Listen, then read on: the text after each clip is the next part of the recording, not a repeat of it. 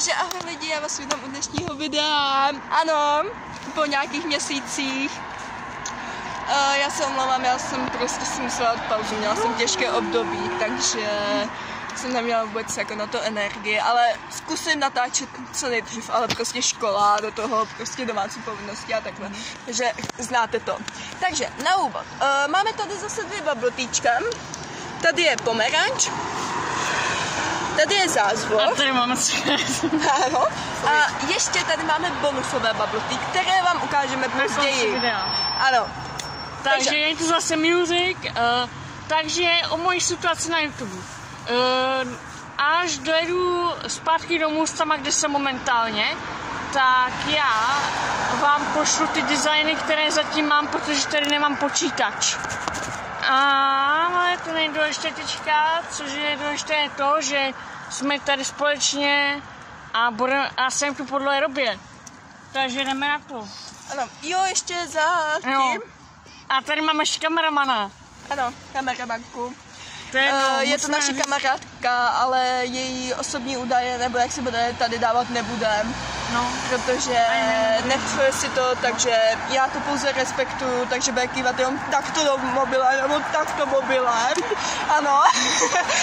Takže my jdeme na to. Takže já bych si ochutnala zázvor. Už jsme to, nebo jako oni to ještě měli, nebo kameraman to měla. Kameramanka to měla, my jsme to ještě neměli. Autíčka! Jsme to, takže jdeme to ochutnat.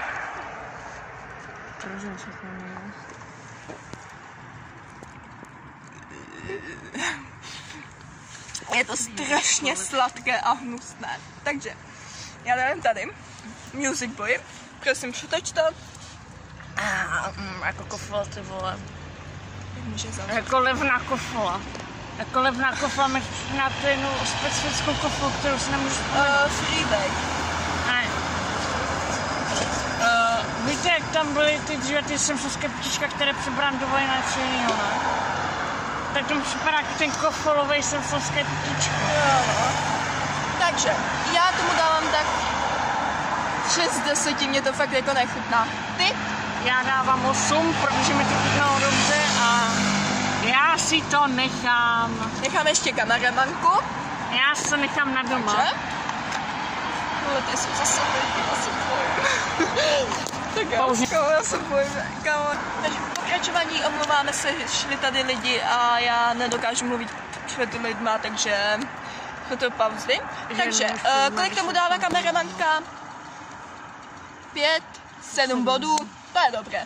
Tak, jako další tady máme pomeranč, který já ochutnám jako první. Ještě něco levnější než Fanta a ta Mirinda a ještě bez vůbec, že jsem to připomínala Simpsonské ptičko. Takže, mám to tady, jo. Smr. Tak, zamícháme. Fanta. Ale strašně sladká, takže dáme kameramance.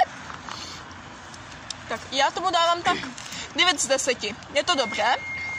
Ty tomu dáváš kolik? Já furt dávám 8, protože mi to přivádí jako ten zázvor do mého dětství, na které nechci časně si vzpomínat, protože bylo to šílené.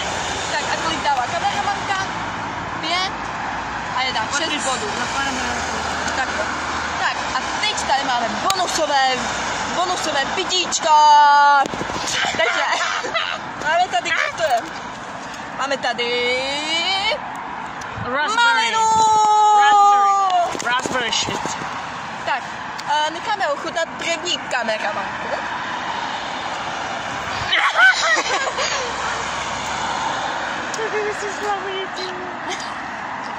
Tak, teď já. A sračka nakonec.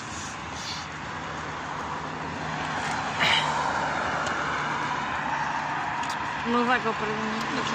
Já tomu dávám... ne, tak kameramanka se hlásí. Takže kolik tomu dáváš ty?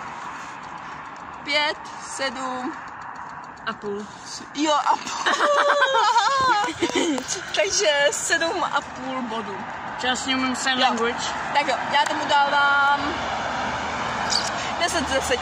Je to fakt jako dobré, takže je to jako takové sladčí, ale já sladké miluju, takže amo, sladké bych žrala 24/7. Já... Tak a teď kameramanku. Já dávám 8,5. A nejsem kameraman, vole, to je no. 8,5 a jsem chtěla říct proč 8,5, protože mi to připomíná, jak jsem byla jednou v zoo a bylo to podělané, protože to chutnalo až moc sladce, tohle je méně sladké, než to, co jsem měla, takže to bylo dobré. Takže jo, naše finální ranking by měl být někde tady nebo tady, já nevím, jak je to. Ano, já vám tady nahoru, buď tady nebo tady vám hodím další příchutě, které bychom měli ochutnat. Nevím, kdy to budu vydávat, až to vydám, tak to vydám, takže... Natačíme to, kolika to je dneska? 11. Dneska 12. nebo 11. 12. Jo, 12. Takže 12. Tak do 20. by to mohlo být, já jsem totiž líná, takže... Já jsem taky líná, že víte, že moje poslední video bylo vydané tak před pár měsíci. No, já jsem na tom stejně.